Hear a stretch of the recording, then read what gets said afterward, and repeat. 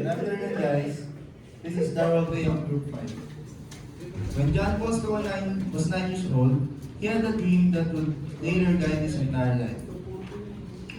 Where am I? This place looks like a field. And suddenly, John saw a group of boys. They were shouting, arguing, and fighting. Stop pushing me! You started it! Leave me alone!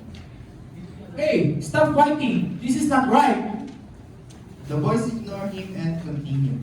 If you want to stop, I'll make you stop!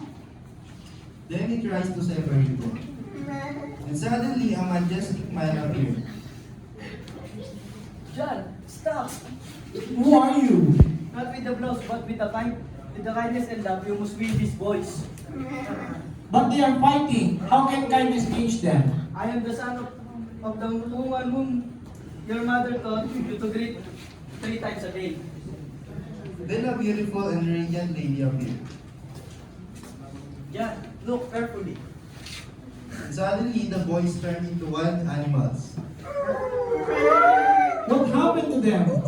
This is like what they are like now. But then something amazing happened. Animals slowly calm down and become lambs. If you are humble, patient, and kind, you will see them become gentle lambs. How can I do that? In time, you will understand. Then the dream ended.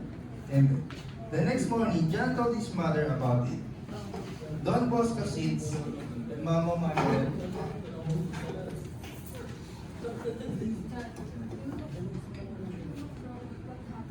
Mother, I had a strange dream.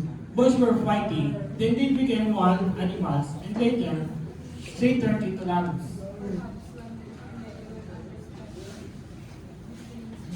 Many years later, John understood the meaning of that dream. He dedicated his life to guiding young people with patience, kindness, and love.